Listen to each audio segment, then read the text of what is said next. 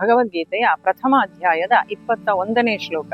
ಋಷಿಕೇಶಂ ತದಾ ವಾಕ್ಯಂ ಇದಮಾಹ ಮಹೀಪತೆ. ಅರ್ಜುನ ಉವಾಚ ಸೇನಯೋರುಭಯೋರು ಮಧ್ಯೆ ರಥಂ ಸ್ಥಾಪಯ ಮೇಚ್ಯುತ.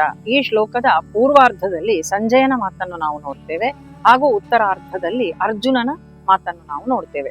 ಇಲ್ಲಿ ಸಂಜಯ ಧೃತರಾಷ್ಟ್ರನ ಬಳಿಯಲ್ಲಿ ಹೇಳ್ತಾ ಇದ್ದಾನೆ, ಯುದ್ಧಕ್ಕೆ ಸಿದ್ಧರಾಗಿದ್ದಂತಹ ಕೌರವ ಪ್ರಮುಖರನ್ನು ನೋಡಿದಂತಹ ಅರ್ಜುನ ತನ್ನ ಬಿಲ್ಲನ್ನು ಎತ್ತಿ ಹಿಡಿದು ಋಷಿಕೇಶನಲ್ಲಿ, ಭಗವಂತ ಶ್ರೀಕೃಷ್ಣನಲ್ಲಿ ತಾನು ಈ ರೀತಿಯಾಗಿ ಹೇಳಿದ.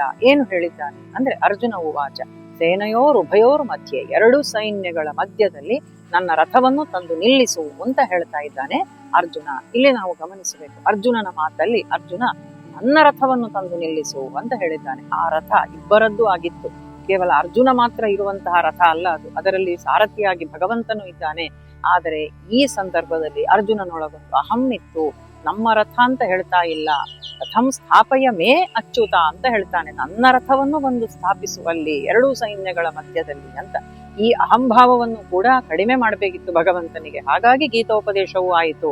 ಅದಕ್ಕೆ ಹೇಳುವಂಥದ್ದು ಈ ಅರ್ಜುನ ಅಂತ ಹೇಳುವಂಥದ್ದು ನಮ್ಮ ನಿಮ್ಮೆಲ್ಲರ ಹಾಗೆ. ಆತ 21ನೆಯ ಶತಮಾನದ ನಮ್ಮ ನಿಮ್ಮೆಲ್ಲರ ಪ್ರತಿನಿಧಿಯಾಗಿ ಆತ ಗೀತೆಯಲ್ಲಿ ಕಾಣಿಸಿಕೊಳ್ತಾನೆ. ಆತನಲ್ಲಿ ಅಹಂಭಾವ ಅಂತ ಹೇಳುವಂಥದ್ದು ಇನ್ನೂ ಉಂಟು. ಆತ ಶ್ರೀಕೃಷ್ಣನನ್ನೇ ಸಾರಥಿಯನ್ನಾಗಿ ಆರಿಸಿಕೊಂಡಿದ್ದಾನೆ. ಸಮಸ್ತ ಸೈನ್ಯವನ್ನು ಕೂಡ ಕೌರವನಿಗೆ ಬಿಟ್ಟುಕೊಟ್ಟು ಭಗವಂತ ನೀನು ನನಗೆ ಬೇಕು ಅಂತ ಆರಿಸಿಕೊಂಡಂತಹ ಅರ್ಜುನನಲ್ಲಿ ಇನ್ನೂ ಕೂಡ ನಾನು, ನನ್ನದು ಅಂತ ಹೇಳುವಂತಹ ಅಹಂಭಾವ ಉಂಟು. ಆ ದಿವ್ಯ ರಥ ಅದೂ ಕೂಡ ಇವನದ್ದಲ್ಲ, ಈತನಿಗೆ ಭಗವಂತನ ಅನುಗ್ರಹದಿಂದಲೇ ಅಗ್ನಿ ಖಾಂಡವವನದ ದಹನದ ಸಂದರ್ಭದಲ್ಲಿ ಕೊಟ್ಟಂತಹ ರಥ. ಆದರೆ ಅಲ್ಲದೆ ಭಗವಂತ ಸಾರಥಿ. ಹೀಗಿದ್ರೂ ಕೂಡ ಇದು ನನ್ನದು, ಈ ಯುದ್ಧ ನನ್ನದು ಎನ್ನುವಂತಹ ಅಹಂಭಾವವು ಅವನಲ್ಲಿ ಇಲ್ಲಿ ಕಾಣ್ತಾ ಉಂಟು. ಇದೆಲ್ಲ ಈ ಶ್ಲೋಕದ ಭಾವ. ಶುಭವಾಗ್ಲಿ. ಶ್ರೀಕೃಷ್ಣಾರ್ಪಣಮಸ್ತು.